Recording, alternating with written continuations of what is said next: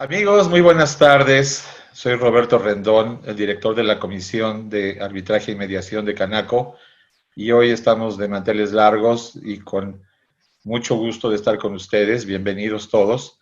Tenemos un tema extraordinario que es el de la nulidad de laudos, que va a dar mucho que hablar. Tenemos unos grandes expositores con mucha experiencia y quiero pasar a algunos anuncios. Quiero decirles que en Canaco estamos trabajando. La comisión de arbitraje se está reuniendo. Estamos liberando en esta semana 4 laudos. Alejandro. Estamos recibiendo demandas vía electrónica. O sea que estamos listos para recibir cualquier consulta o demanda que tengan ustedes por presentar. Y sin más, quiero presentar a nuestro anfitrión, nuestro moderador de hoy, que es Juan Pablo Hugues. Él es egresado del CIDE, tiene una maestría en Harvard y tiene un currículum impresionante. Ha participado en arbitrajes domésticos e internacionales y es socio de White & Case.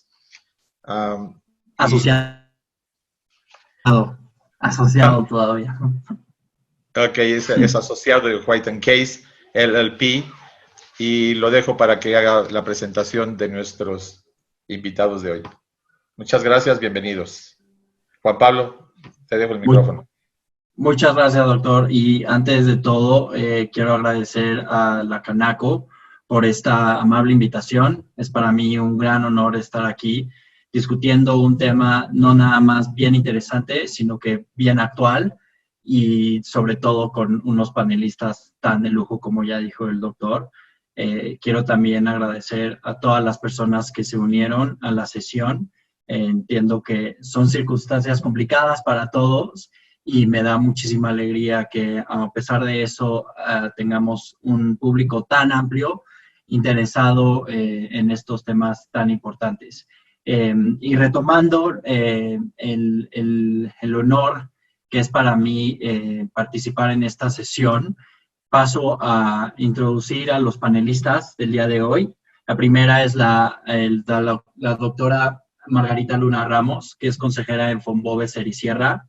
Es una de las autoridades jurídicas más importantes del país y sin duda una pionera en la función judicial.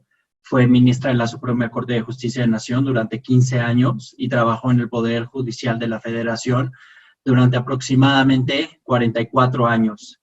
Durante toda esta carrera ha sido una gran impulsora de los medios alternativos de solución de controversias, como es el arbitraje. Prueba de esto es que es miembro del Consejo, de la Comisión de Mediación y Arbitraje de la Canaco, del Consejo General también, del Centro de Arbitraje de México y es miembro del Instituto Mexicano del Arbitraje. La doctora ha recibido galardones nacionales e internacionales, entre los cuales destacan doctorados honoris causa, así como el Premio Nacional de Jurisprudencia que otorga la Barra Mexicana de Abogados. Es doctora, maestra y licenciada en Derecho por la UNAM y ha publicado artículos legales, así como impartido cursos sobre derecho y medios alternativos de solución de controversias en foros nacionales e internacionales. Por el otro lado, tenemos al profesor Salvador Fonseca, mi primer profesor de arbitraje. De hecho, el profesor es socio fundador de la firma boutique de solución de controversias Fonseca, Rodríguez y Pérez y Perchemblián, perdón. Hablando de apellidos extranjeros difíciles, ¿no? El profesor cuenta con más de 25 años de experiencia en solución de controversias, tanto en arbitrajes nacionales e internacionales, como en litigio civil, comercial y administrativo en México. Ha participado en arbitrajes y ha sido árbitro, así como presidente de tribunales, bajo las reglas más recurridas en el arbitraje nacional e internacional, incluyendo las reglas de arbitraje de la Cámara Internacional de Comercio, la CCI, la Comisión de las Naciones Unidas para el Derecho Mercantil Nacional, la CENUDMI y otras instituciones, incluyendo la Corte Permanente de Arbitraje de La Haya. El profesor también es miembro de comisiones de solución de controversias y distintos órganos profesionales que se dedican al análisis de este método de solución de controversias, que es el arbitraje. Es licenciado en Derecho por la Universidad de Guadalajara y maestro también en Derecho por la Universidad de Nueva York, y ha sido profesor de la materia de arbitraje, así como Derecho Procesal y otros temas jurídicos en diversas instituciones. La sesión del día de hoy, como ya discutimos, es sobre la nulidad del laudo arbitral, y tenemos ahora programados unos 50 minutos restantes para la misma sesión, y va a tener la misma unas 3 fases principales. La primera es la de ahora, que es una breve introducción tanto a los panelistas como al tema. La segunda constituirá en la discusión sustantiva de la sesión, a través de la cual yo voy a presentar una serie de preguntas a los panelistas que ellos responderán de manera abierta durante 30 a 35 minutos, y buscamos reservar los últimos 15 minutos para conclusiones, pero sobre todo también para las preguntas que pueda presentar el público. La modalidad de las preguntas es si, dependiendo de la cantidad que se vaya presentando durante la sesión, la responderemos en grupo, o en caso contrario lo haremos de manera individual. Y solo para dar una introducción muy breve al tema que nos trae a discutir el día de hoy, me gustaría remarcar que en la nulidad del laudo arbitral, que sería la contraparte de la efectividad del mismo, reside en gran medida la eficiencia y eficacia del arbitraje como un método real de solución de controversias jurídicas. El hecho que al día de hoy el arbitraje siga creciendo como un método preferido de instituciones nacionales, así como de gobiernos soberanos, para solucionar sus controversias con diversas entidades, refuerza nada más que la ejecución y el respeto de laudos arbitrales es, en términos generales, algo que se sostiene.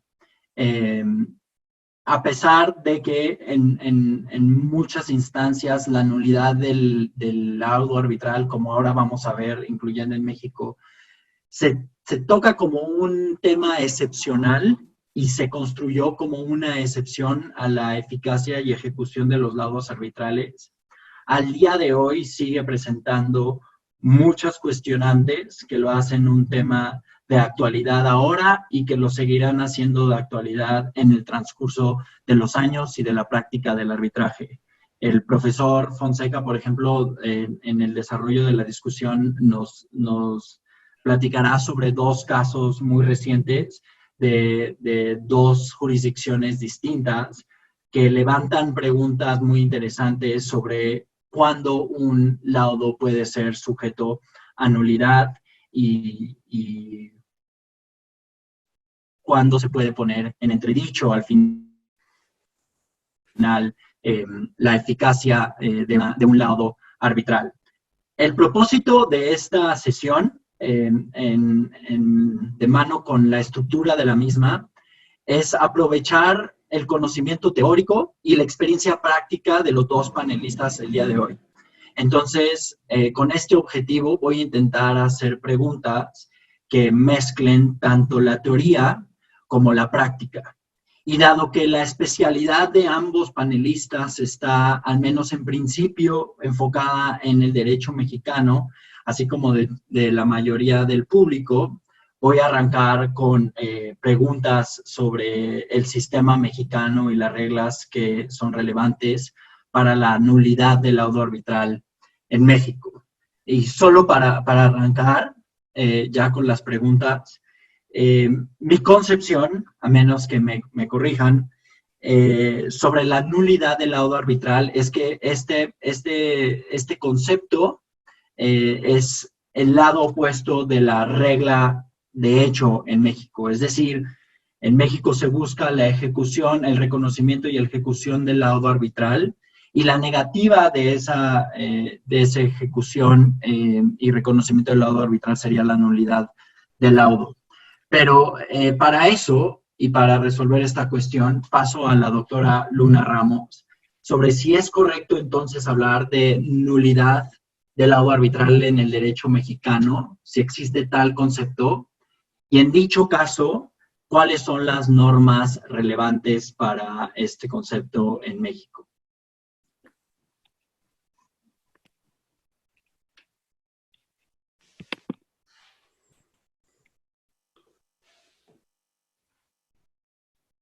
Buenas tardes, ¿sí me escucha? Es un gusto estar el día de hoy con ustedes. En primer término, pues quiero agradecer la invitación al Centro de Mediación y Arbitraje de la Cámara de Comercio de la Ciudad de México y desde luego de manera muy particular a Roberto Rendón y desde luego a Juan Carlos Mundo. Gracias por esta invitación. Y bueno, pues es un honor también compartir este panel con el maestro Salvador Fonseca y con nuestro moderador Juan Pablo Ujes. Sí lo pronuncié bien. En realidad agradezco muchísimo la invitación porque creo que dentro del público, que tenemos hoy un auditorio tan selecto, pues veo a personas que realmente han dedicado su vida al arbitraje. Veo a Alejandro Garrio, veo a Emilio, veo a Dionisio, bueno, a mucha gente que está dedicada al arbitraje y que creo que tienen mucha mayor experiencia en la materia que yo. Realmente mi incursión en el arbitraje es relativamente reciente, gracias a las invitaciones que me han hecho para participar en estas instituciones de arbitraje y, bueno, algunas participaciones dentro de la Suprema Corte de Justicia de la Nación, a la que me referiré más adelante. Pero pues realmente yo creo que yo debería de estar sentada en el público para escuchar a quienes tienen la experiencia en esta materia. Pero bueno, en fin, trataré de contestar lo que nuestro moderador ha preguntado. Yo creo que sí, en el derecho mexicano es correcto hablar de nulidad de acto arbitral o de laudo arbitral. El concepto como tal, pues se encuentra regulado en el Código de Comercio y concretamente, pues todos sabemos en su artículo 1457, que determina que un laudo puede ser anulado por un juez competente cuando se pruebe los supuestos precisamente que el precepto señala.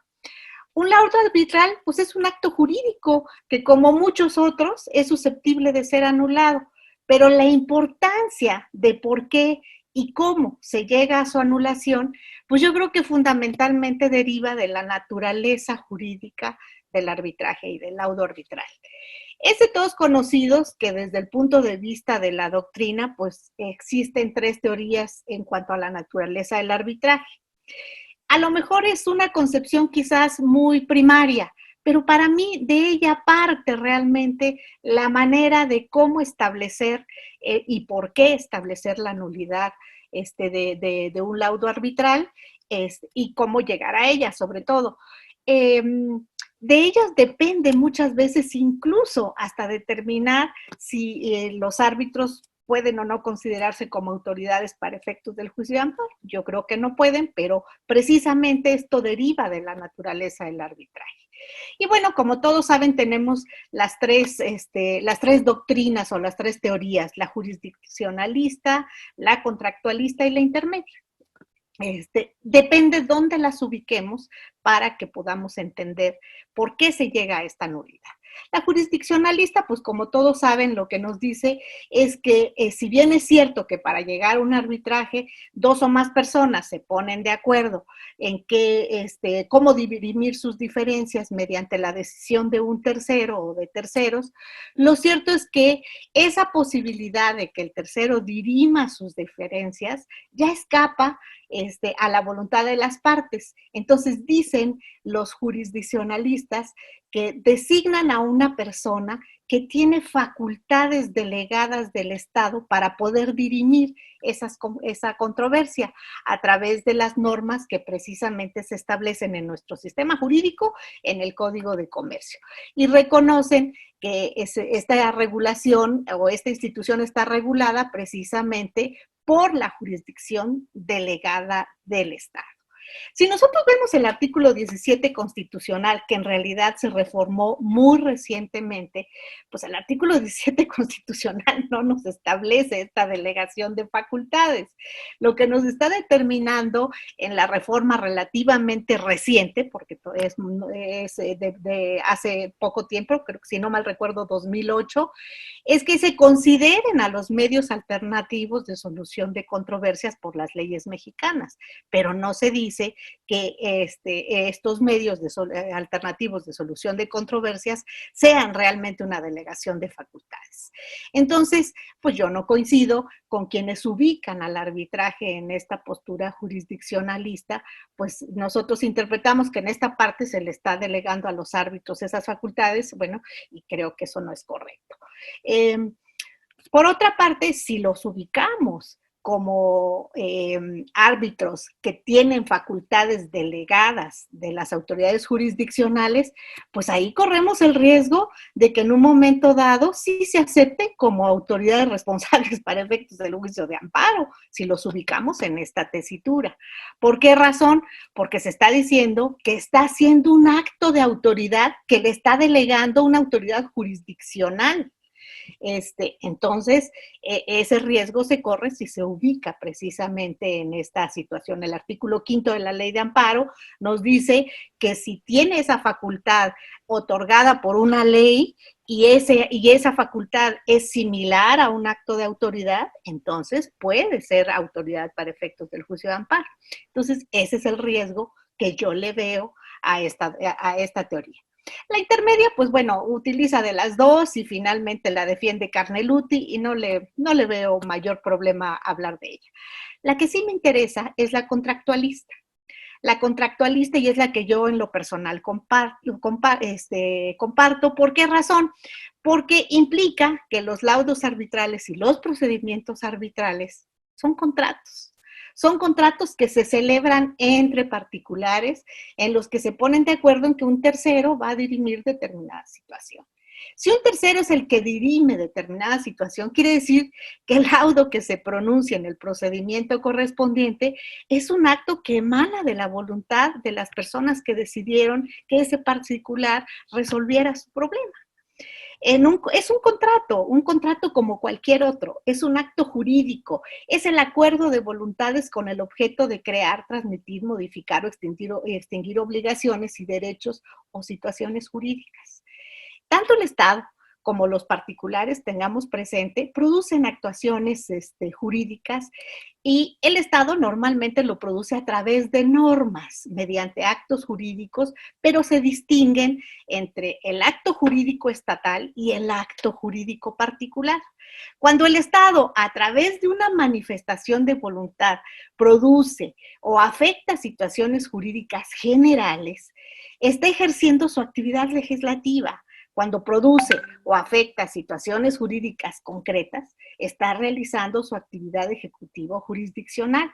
Si bien los actos legislativos de carácter general, impersonal, abstracto, imperativo y coercitivo los conocemos como normas jurídicas, los actos administrativos y jurisdiccionales también constituyen normas jurídicas, solamente que normas jurídicas individualizadas.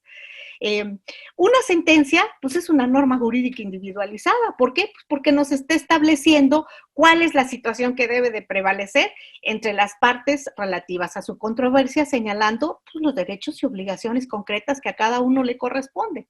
El cobro de un impuesto en la aplicación de la ley respectiva, pues también es una norma jurídica individualizada que está realizando una autoridad.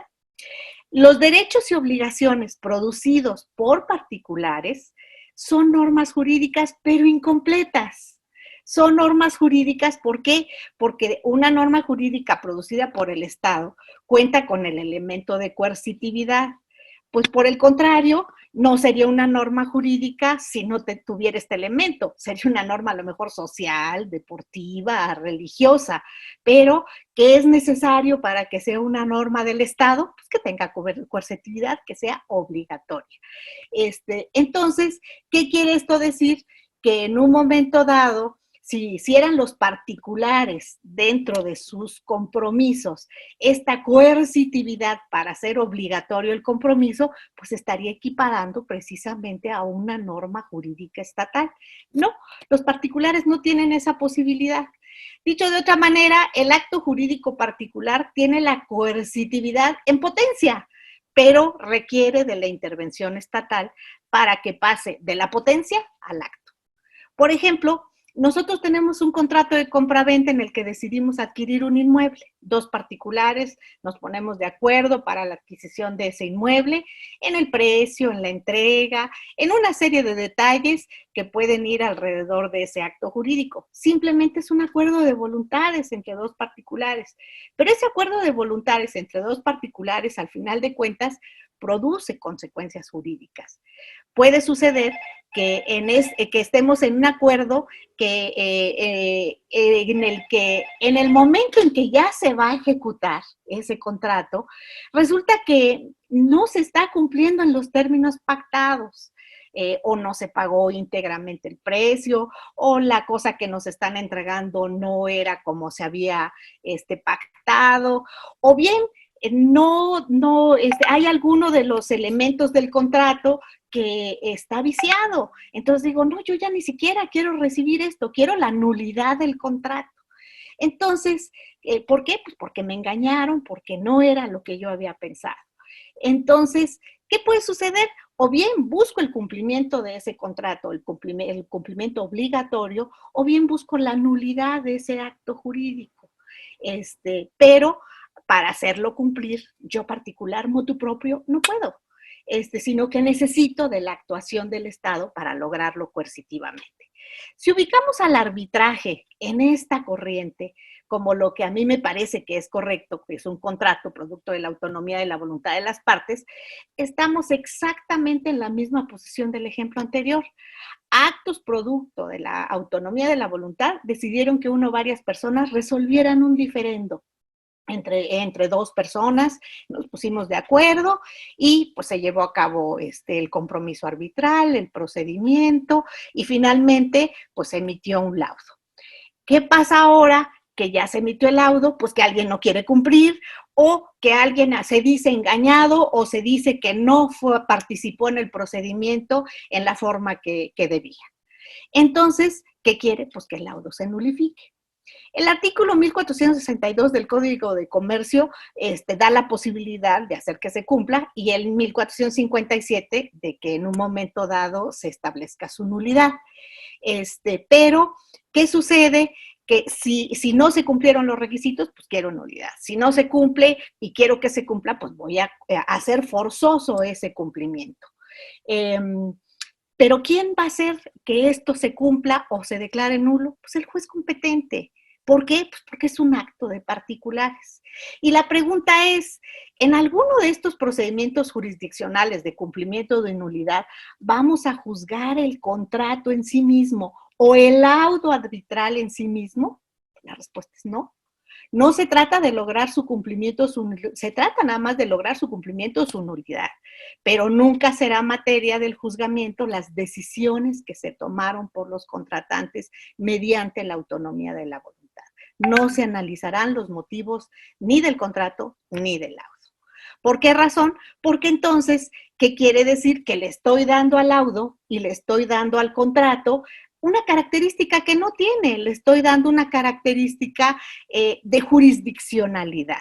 O sea, el laudo voy a analizar si fue o no correctamente dictado. ¿Por qué? Porque pienso que es una actividad del Estado que está siendo delegada. No, perdónenme, si es un contrato, no es una actividad delegada del Estado, es un acto de particulares, es un acto de la autonomía de la voluntad y por tanto no existe la posibilidad de juzgarlo. Pero sí puedo en un momento dado exigir su cumplimiento o exigir su nulidad. Y bueno, para exigir su nulidad, pues sabemos que el artículo 1457 nos está exigiendo determinados requisitos que deben probarse, como bien se señalaron hace rato. No sé si por cuestión de tiempo debiera dejarle aquí y al ratito poder continuar con los supuestos que se establecen en el artículo. Claro que sí, doctora, pero esta discusión que usted ha presentado creo que no nada más nos ilustra de manera muy interesante sobre las aproximaciones teóricas, no solo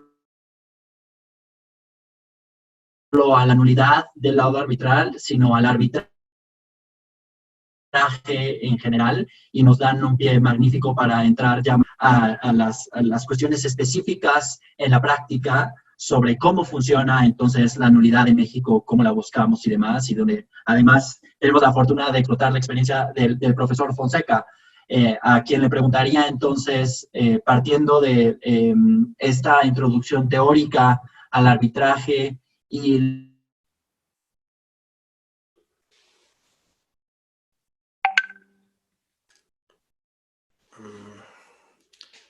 la ejecución de laudos arbitrales o su nulidad, ¿cuál es el problema para obtener en sí la...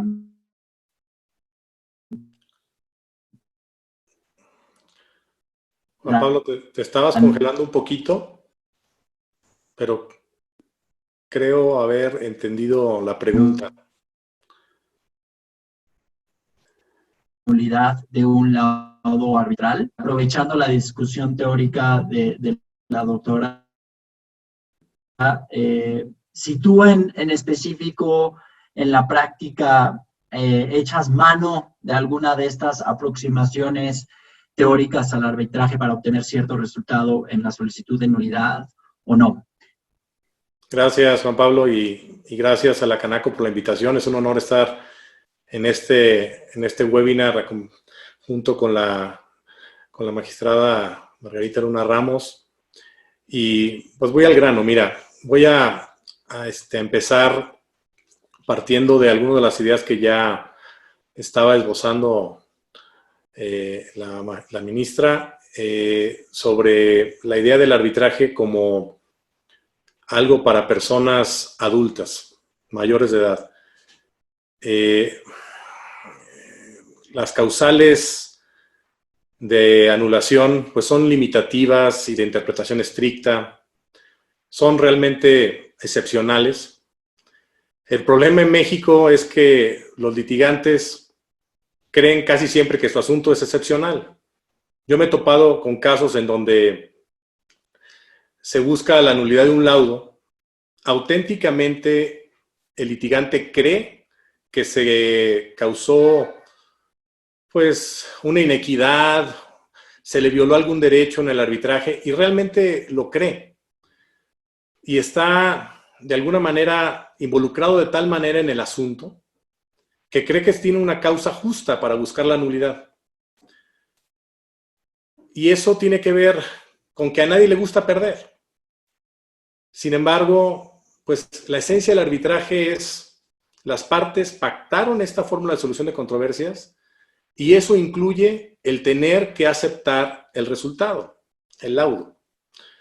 Y realmente se necesita desapasionarse del caso, verlo un poco, abstraerse de la posición del litigante, de postulante que tuviste en ese arbitraje quizás, y ver las cosas objetivamente, porque en México es desproporcionado el número de casos en los que se intenta la nulidad. Gracias a Dios, los tribunales mexicanos han sido bastante consistentes en mantener un estándar alto y aplicar esas causales en general, de acuerdo a la práctica internacional, como lo que son causales excepcionales. ¿Cómo logras la nulidad de un laudo?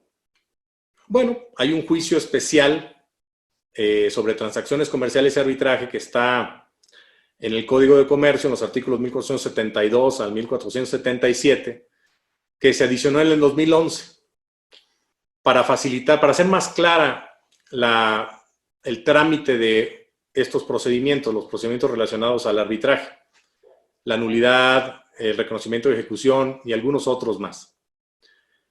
En cuanto a la complejidad de obtener la nulidad, pues les digo, en cuanto al fondo es alta, porque esas causales sí se han interpretado de manera estricta. En cuanto al procedimiento, conceptualmente es un trámite sencillo, así está en la ley. Es un procedimiento que debería ser expedito. Sin embargo, los litigantes y los jueces a veces también ayudan a eso. Muchas veces los litigantes son los que ocasionan el problema.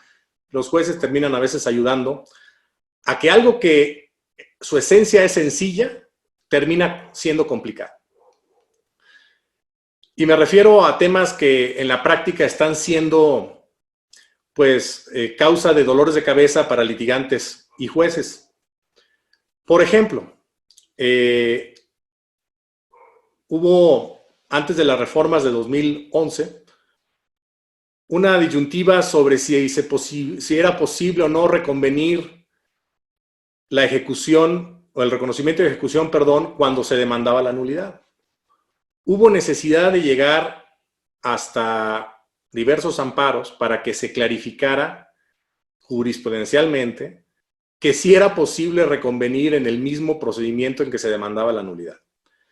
Eso antes de las reformas de 2011, cuando todavía se conceptualizaba la nulidad como un incidente, o el procedimiento de nulidad como un incidente.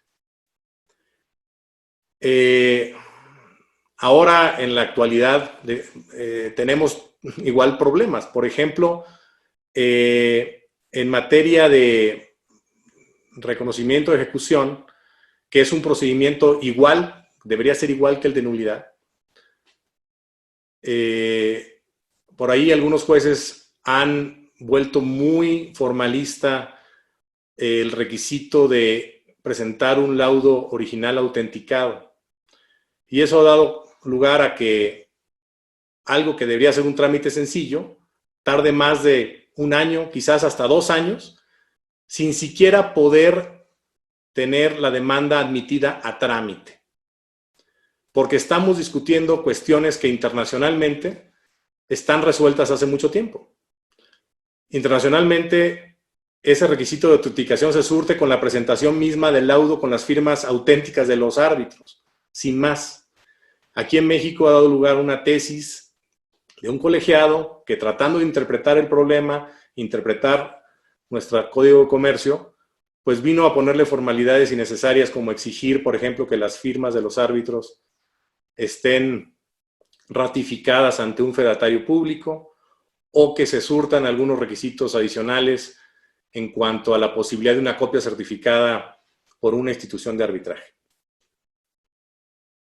Después, otro de los temas actuales que tenemos en cuanto al procedimiento de nulidad, que esto se extiende también al procedimiento de reconocimiento de ejecución, tiene que ver con qué pasa después de que el laudo se declara, por ejemplo, válido vía una sentencia que niega la solicitud de nulidad. El procedimiento al que me refería del juicio especial sobre transacciones comerciales y arbitraje es realmente expedito. No admite apelaciones intermedias y no hay apelación contra la definitiva. Puede tardar ese procedimiento de 4 a 6 meses, en algunos casos más cuando hay temas de prueba complejos que se tienen que sustanciar, pero en la experiencia del foro, eso es lo que puede tomar, de 4 a 6, 7, 8 meses. Sin embargo, contra la sentencia que se dicte, si bien no procede apelación, sí procede amparo. La reforma de 2011 tuvo, entre otros propósitos, el que el amparo que procediera fuera el directo. Por eso se le llamó juicio especial sobre nulidad. La materia de ese juicio era la nulidad. El fondo de la discusión en ese juicio especial sobre transacciones comerciales y arbitraje era precisamente la nulidad del laudo o el reconocimiento de ejecución del laudo.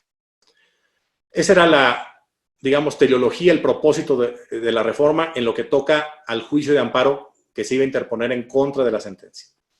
Y así estuvimos un buen rato. Hubo necesidad de que por contradicción de tesis llegáramos a tener, digamos, la confirmación de que conforme a las reformas de 2011, el juicio de amparo que procedía era el directo.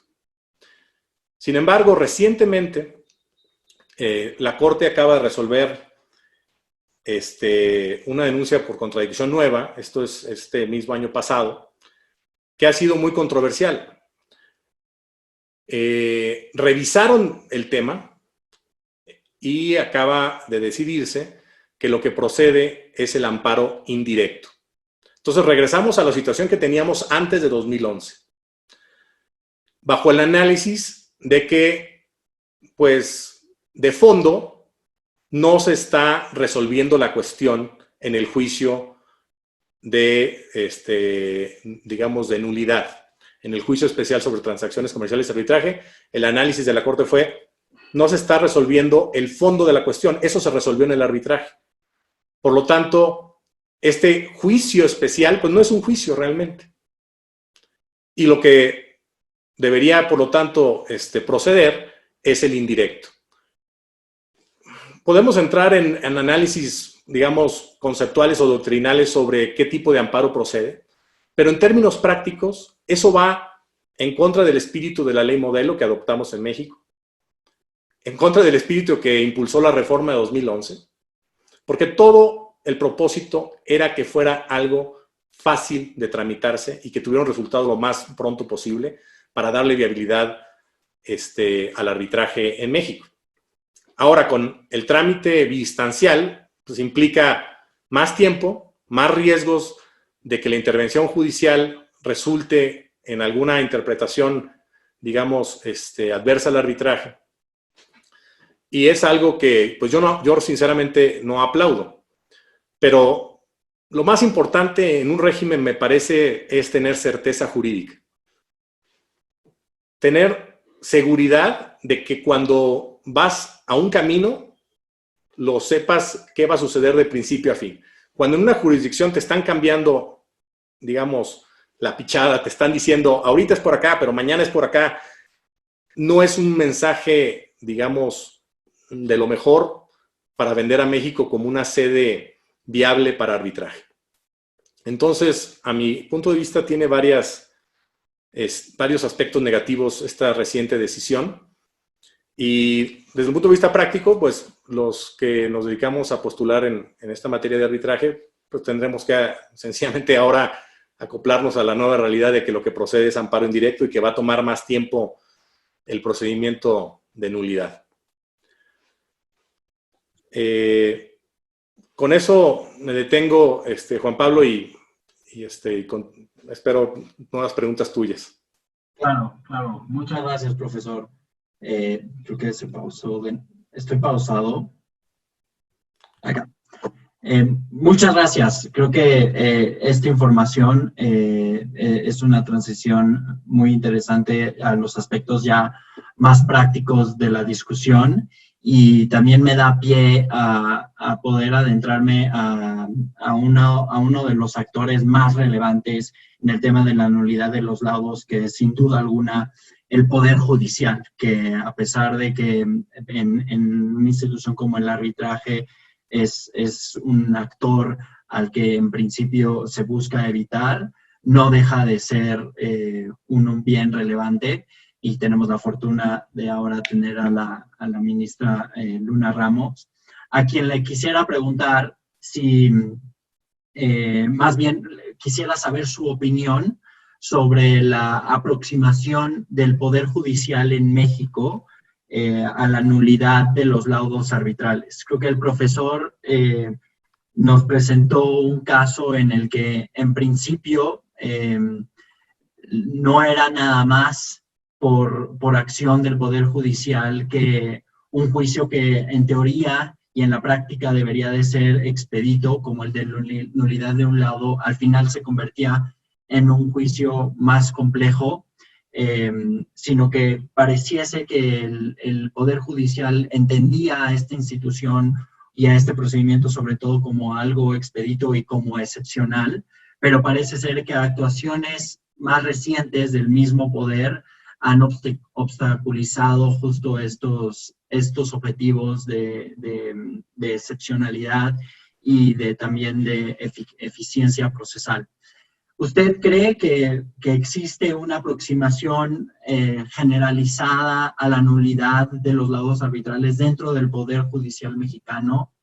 ¿Usted ha observado una evolución en el tiempo en esta aproximación? Y finalmente, y también para concluir esta discusión con usted, doctora, ¿qué cree para los practicantes que están ahora en el público que sería importante cuidar para uno, de cierta forma, asegurar la ejecución de su laudo?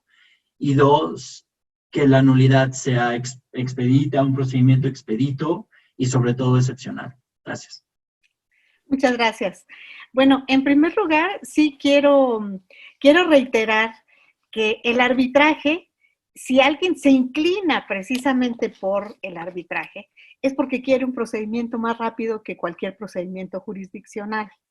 ¿Por qué razón? Porque todos sabemos que en los procedimientos jurisdiccionales, aun cuando las leyes procesales establezcan ciertos plazos, lo cierto es que a veces las cargas de trabajo en los órganos jurisdiccionales son tan amplias que no permiten que se cumplan con esos plazos procesales que nos marcan las leyes. En realidad, los plazos procesales que son fatales a nivel jurisdiccional, pues son solamente los constitucionales. Fuera de los constitucionales está la agenda de trabajo de los tribunales correspondientes. Entonces, pues, esto hace que la gente que tiene o necesita un flujo de efectivo, que necesita mover su capital, que necesita estar invirtiendo, pues quiera que se resuelvan sus problemas lo más pronto posible.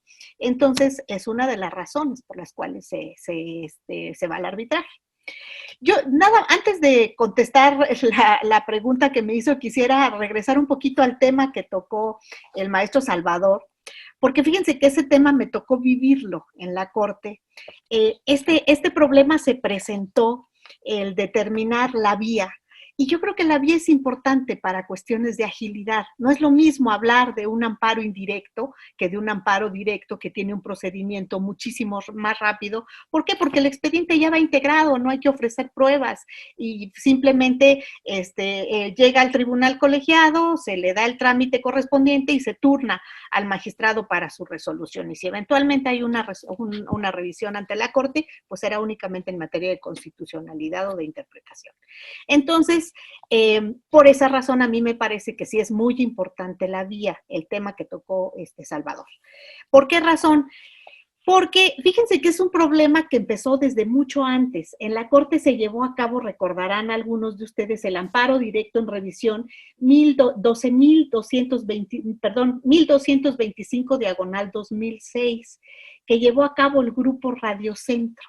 Este fue un asunto muy, muy sonado.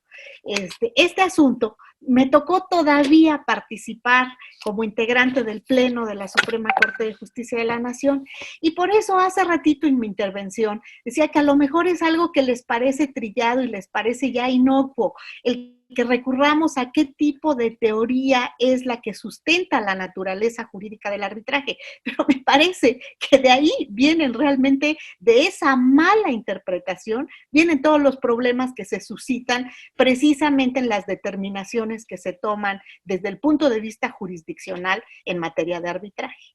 Fíjense que en este asunto que les estoy mencionando, pues recordarán ustedes que también se impugnó la nulidad del laudo arbitral. ¿Por qué? Pues porque se decía que los árbitros no eran expertos en la materia, que no tenían la experiencia necesaria para poder emitir ese laudo. Entonces, pues acudieron a un juzgado civil en donde aducían que debería declararse la nulidad. Y el juzgado declaró la nulidad.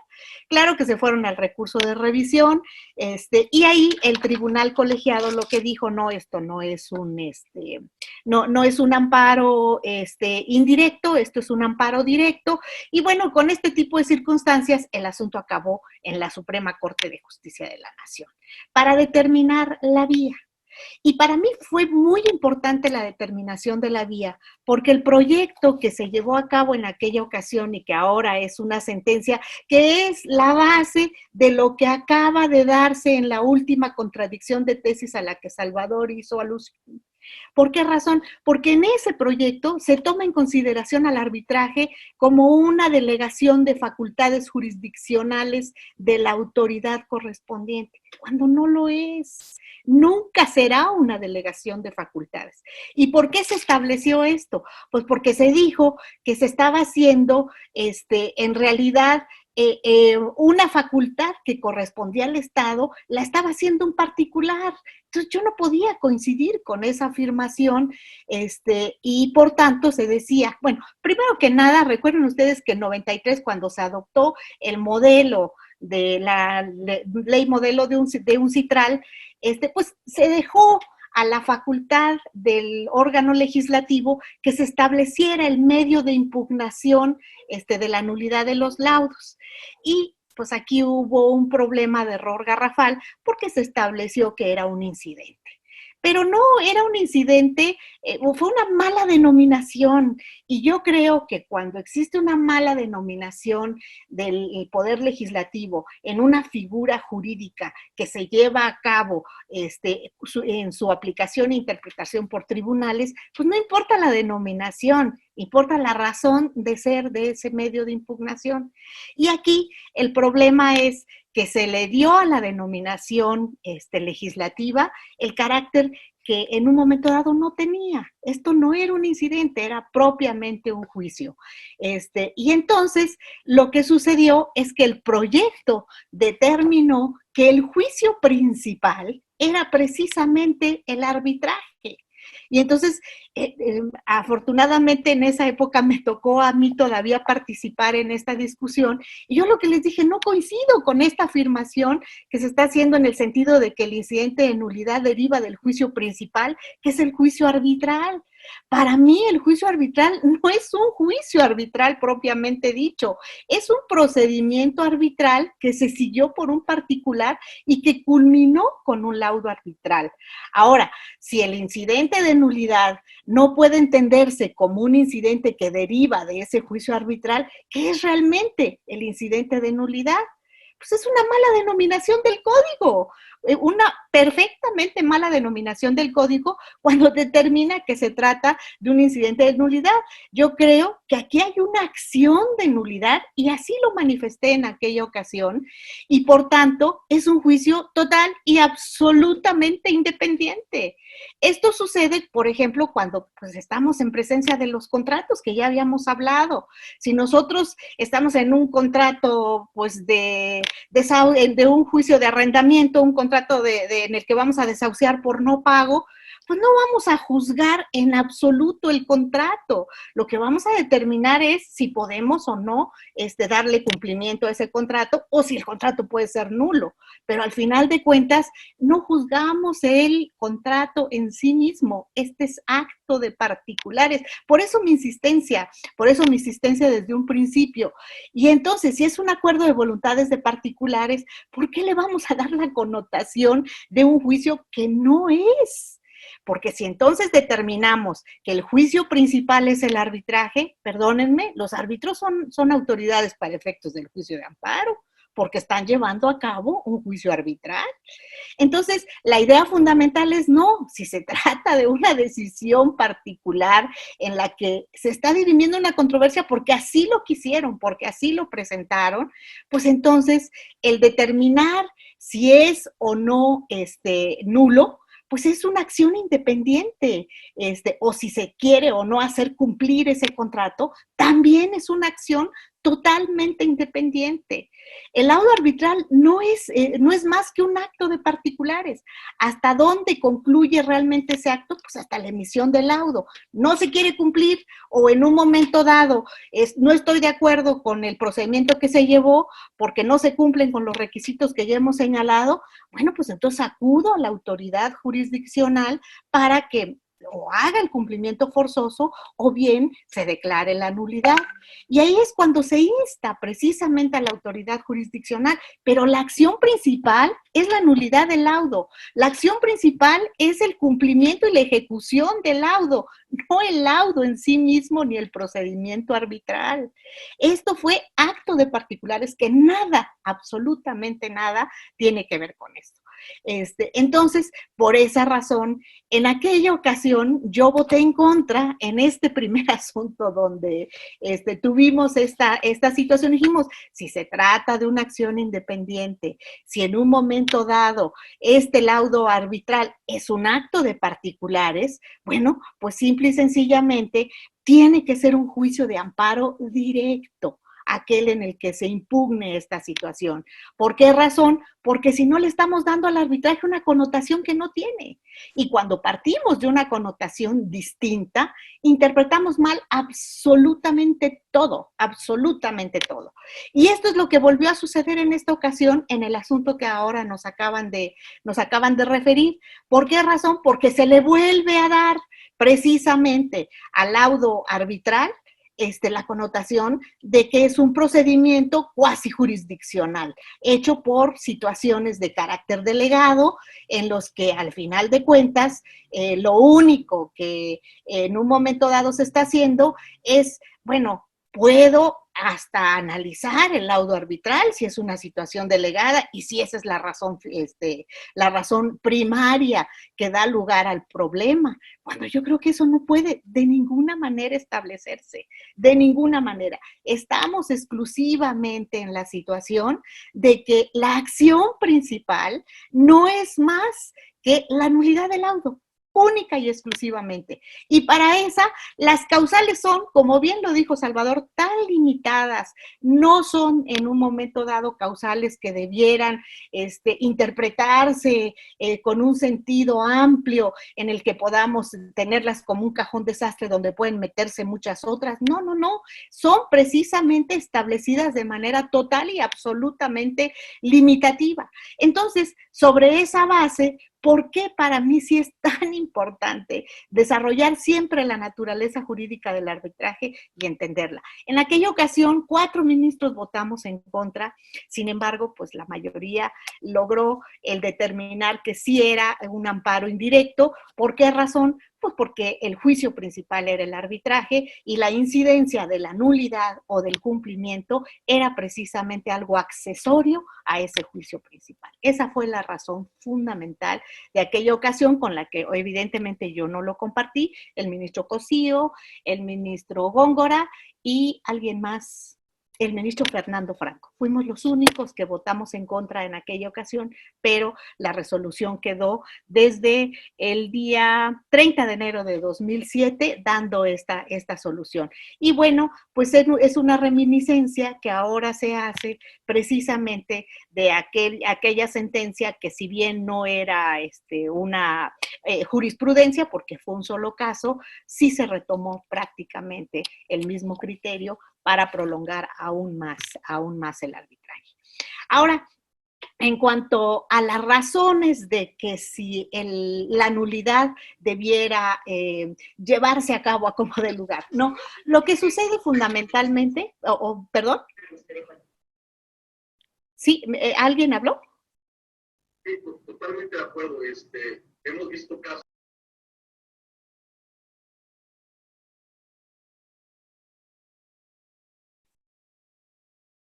No escucho.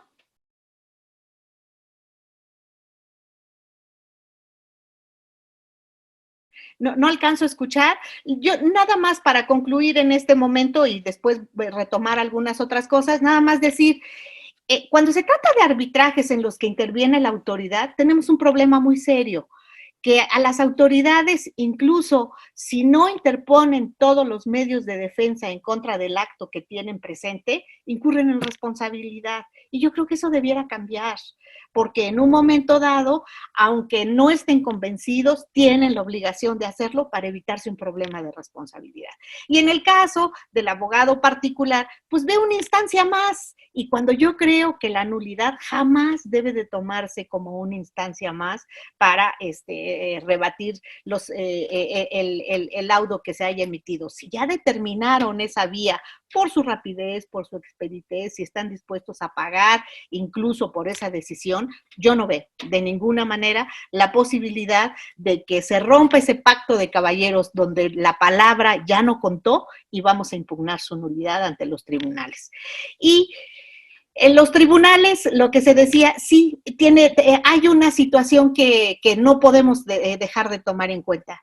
El órgano jurisdiccional es formalista por naturaleza, lo cual no debiera ser, pero desgraciadamente es parte de una formación en la que los formalismos importan e importan mucho. Y yo creo que siempre debe preferirse el entrarse al fondo, el resolver el problema de raíz y no estar con situaciones formales que únicamente nos retrasan su solución. Muchas gracias. Muchas gracias, doctora.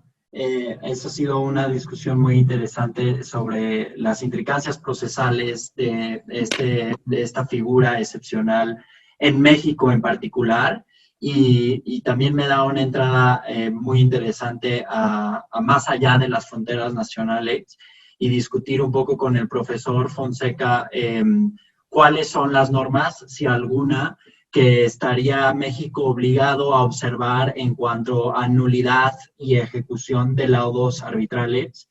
Y esta pregunta y análisis de cuestiones un poco más internacionales para cerrar un poco la discusión, me permite también hacer referencia a algunas preguntas que ya se ha presentado por el público en el foro durante esta discusión, que sería no nada más analizar cuáles son las normas que México debe respetar en cuanto a nulidad, sino también si estas normas internacionales tienen alguna relevancia particular en el país, es decir, si resulta más conveniente en la práctica hacer referencia o argumentar con base en una norma internacional en específico, en particular la Convención de Nueva York o la Convención de Panamá. Y para tocar un último tema internacional también muy, muy interesante presentado por el público, es qué pasa no nada más con los laudos mexicanos o internacionales dictados con México como sede, sino sobre todo qué pasa con laudos que han sido anulados en la sede del arbitraje y se buscan ejecutar en México. ¿Usted cree que en la práctica aquí se procedería de inmediato a su anulación? ¿Podríamos hablar de la nada jurídica o seguiría en discusión la posible ejecución de un laudo anulado en la sede? Yo sé que es una pregunta muy amplia y un tanto compleja, pero me encantaría conocer su opinión, profesor. Muchas gracias.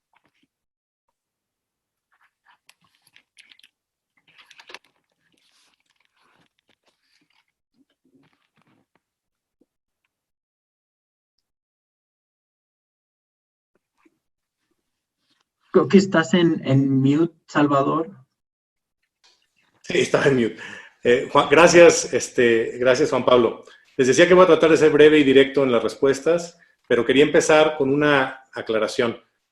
México, a pesar de los vaivenes que la historia nos puede mostrar sobre la posición de nuestros tribunales en materia de arbitraje, me parece que estamos realmente más del lado correcto que del incorrecto en términos de la visión internacional que prevalece sobre el arbitraje.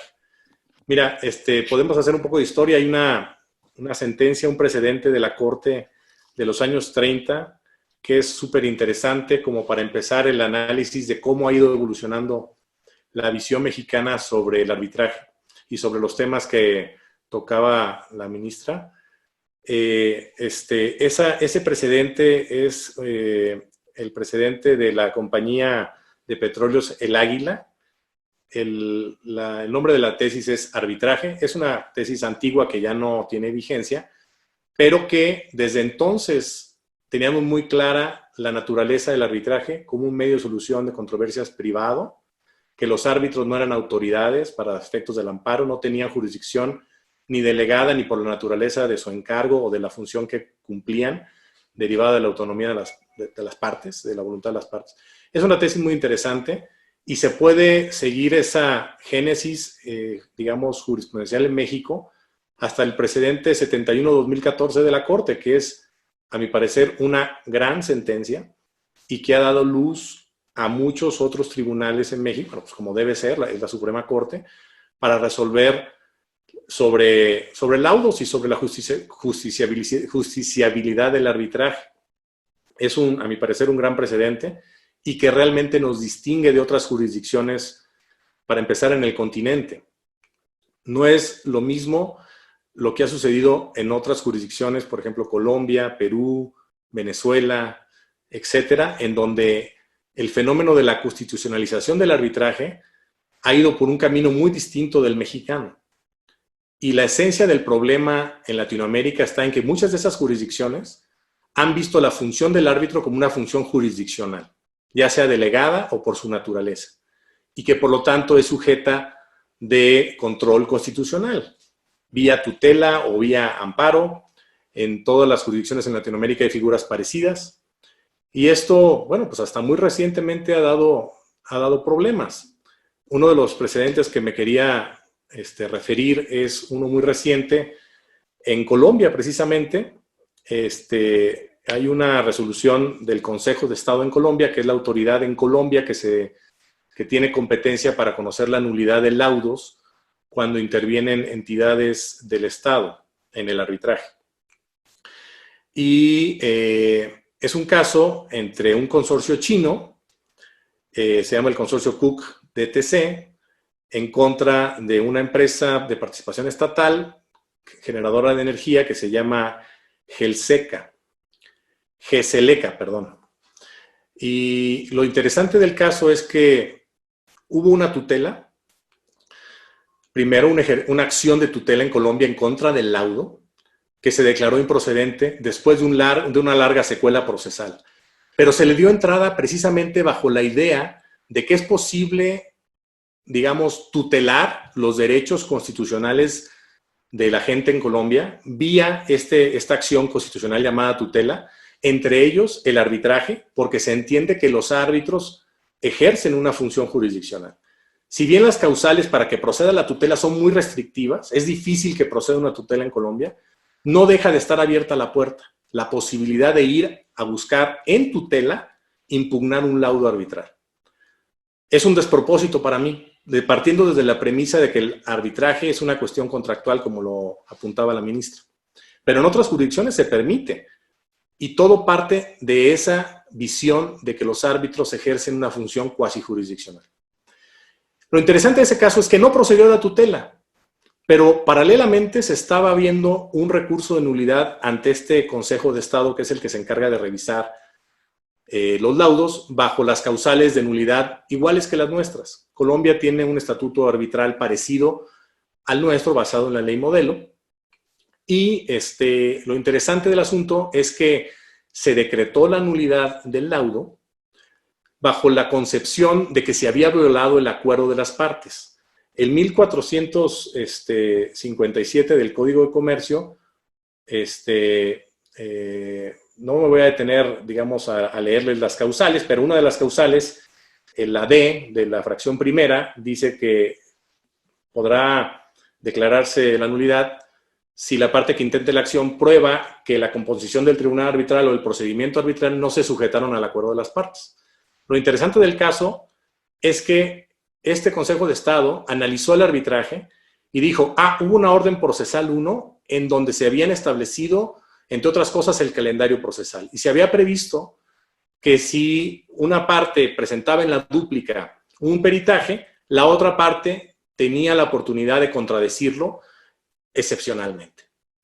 Los árbitros consideraron que no era necesaria el agotamiento de esa otra pericial y no le permitieron a la parte presentar una pericial adicional para responder a la pericial que se había presentado en dúplica. La dúplica es la última instancia en una secuencia procesal ya larga: demanda, contestación, réplica y dúplica. Entonces, digamos que ejercieron esa facultad los árbitros de esa prueba no admitirla, y después en la audiencia admitieron una prueba complementaria de un perito de la parte contraria a la entidad estatal como un complemento a un peritaje previo. Esas dos circunstancias dieron lugar a que el Consejo de Estado considerara que se había violado el acuerdo de las partes en cuanto al procedimiento que había quedado plasmado en la orden procesal 1 de ese arbitraje, y que por lo tanto, sin más, había que declarar la nulidad del laudo. Esos casos como este siguen sucediendo. Hay mucha, digamos, discusión sobre este caso. Seguramente se van a escribir varios artículos sobre qué tiene que hacer el aparato jurisdiccional cuando analiza esta causal en un supuesto parecido. En México no es raro que se alegue que no tuvo la parte la oportunidad de defenderse en el arbitraje, que no se le admitió una prueba o que pidió una extensión y no se la dieron.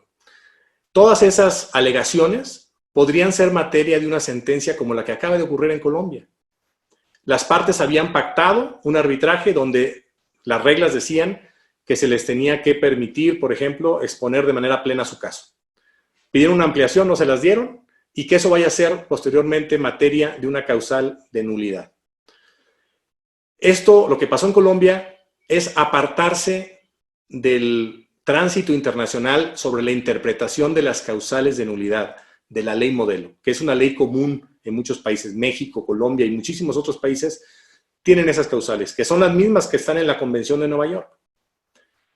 El tema es que cuando un juez mexicano le toque interpretar una causal, cuando se invoca en situaciones similares a las que acaban de pasar en Colombia, se tiene que echar una mirada al contexto internacional para saber cómo se resuelve el mismo problema en otras jurisdicciones. La cuestión en Colombia es que desestimaron los miembros del Consejo de Estado la noción de que esa causal, para que operara, tenía que tener una trascendencia en el arbitraje. No cualquier percibida violación de procedimiento en el arbitraje es suficiente o debería ser suficiente para declarar la nulidad del laudo. Eso sería tanto como invitar a cualquier parte para, con cualquier queja que haya tenido durante el procedimiento arbitral, sea suficiente para que se declare nulo un laudo, cuando la violación debería ser de tal magnitud que realmente afecte al sentido del laudo, que sea una violación trascendental. En este caso, pues hay mucho debate de si el no admitir una pericial en esas circunstancias realmente tiene trascendencia en el sentido del laudo, en la manera en cómo se terminó resolviendo ese arbitraje. El tribunal de Consejo de Estado en Colombia de hecho, desestimó completamente esa forma de ver este problema. Sencillamente dijo que si había una desviación del acuerdo de las partes era suficiente para declarar la nulidad, sin ver la gravedad o no, o la materialidad o no de esa violación. Y así podemos hacer, digamos, un recorrido, puede ser muy, muy largo, de muchos precedentes en donde se analiza las causales de nulidad. Hay otro al que me quiero referir que también es recientísimo. Es un caso en Estados Unidos. El caso se llama Monster Energy contra City Beverage. Este es un caso interesante porque llegó hasta la Suprema Corte, y la Suprema Corte en Estados Unidos acaba de negar el certiorari, que es como el derecho a acceder a que la Corte revise el caso. La Corte, es como en México lo que sucede también cuando se pide la atracción. A veces la Corte no la concede. En Estados Unidos no concedió la atracción para este caso y quedó firme una sentencia de apelación del noveno circuito en Estados Unidos que declara la nulidad de un laudo. La declaración de nulidad en ese otro caso muy reciente tiene que ver con la imparcialidad del árbitro y la percepción sobre su posible dependencia o parcialidad hacia una parte. Tiene que ver con una institución de arbitraje que se llama JAMS. El árbitro hizo una revelación de que él formaba parte de JAMS. JAMS es una entidad privada, pero no es, digamos, de las organizaciones, digamos, sin fines de lucro. Esta sí tiene fin de lucro, se dedica a administrar arbitrajes. Lo que no reveló al árbitro era que él era accionista directo de la institución, y tampoco se reveló que una de las partes había tenido casi 100 arbitrajes con llames. Entonces, en base a esa, digamos, incompleta revelación del árbitro, termina considerándose que se afectó la integridad del procedimiento arbitral. Hay, digamos, casos que sí ameritan la nulidad. Yo no quiero tampoco dejar la idea en esta plática de que todos los intentos de nulidad pues, son perversos o inmeritorios. La verdad creo que tiene que haber un balance adecuado y que el Poder Judicial está precisamente para eso, para garantizar que la figura del arbitraje funcione correctamente y que los estándares se cumplan. Son estándares altos, pero en los casos que sí lo ameriten, deberá declararse la nulidad. Quiero terminar esta última intervención de mi parte haciendo referencia de nuevo a lo que me parece que el tribunal, que los tribunales en México han hecho bien. Y lo que han hecho bien es, uno, conceptualizar bien al arbitraje. En México, después de la reforma constitucional al 17-2008, las cosas tuvieron que tener un cambio, una vuelta de tuerca necesaria, en donde el tribunal, supremo del país, la Suprema Corte, entró a analizar desde la perspectiva constitucional muchas figuras jurídicas. El arbitraje no escapó a eso. Pero la constitucionalización del arbitraje a la mexicana me parece que es la visión correcta. Y parte de la misma premisa que hemos estado hablando tanto la ministra como yo, de que el arbitraje es una cuestión entre particulares. Pero también creo que es muy correcto el conceptualizar al arbitraje como el ejercicio, digamos, afirmativo de un derecho ahora de relevancia constitucional protegido por la Constitución.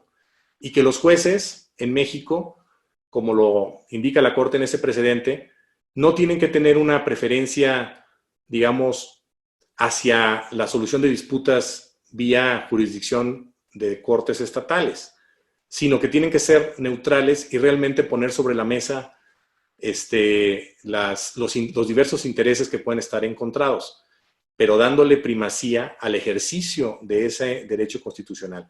Ya ir al arbitraje no es más en México una renuncia al derecho a acceder a la jurisdicción, sino es realmente el ejercicio de un derecho ahora constitucionalmente protegido. Eso me parece que es clave para el desarrollo futuro del arbitraje en México y la protección que tiene que haber a ese derecho de acceder a medios alternativos. Y otro de los puntos muy interesantes de esa sentencia es que sí establece parámetros bastante claros, una guía muy útil para los jueces que les va a tocar resolver estos procedimientos de nulidad y procedimientos de reconocimiento de ejecución para poder, digamos, entender bien esas causales de nulidad del 1457 o las causales de no ejecución del 1462.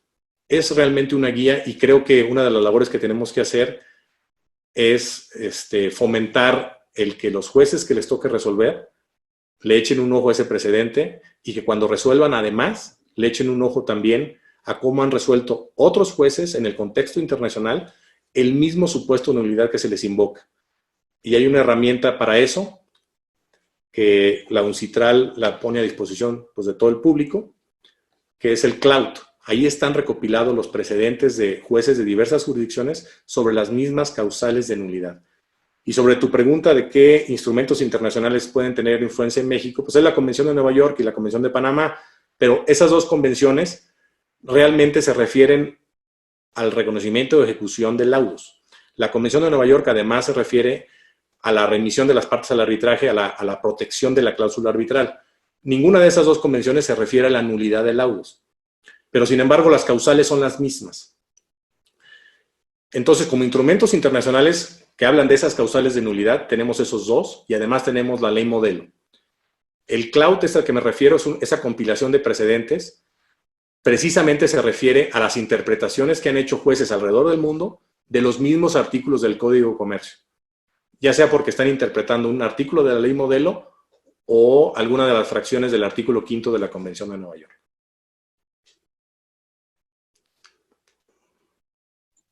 Juan Pablo. Buenísimo. Muchas gracias, profesor. Muy interesante y creo que nos das herramientas a todos muy importantes para manejar el tema de la nulidad cuando se nos presente, como las bases de datos que mencionas.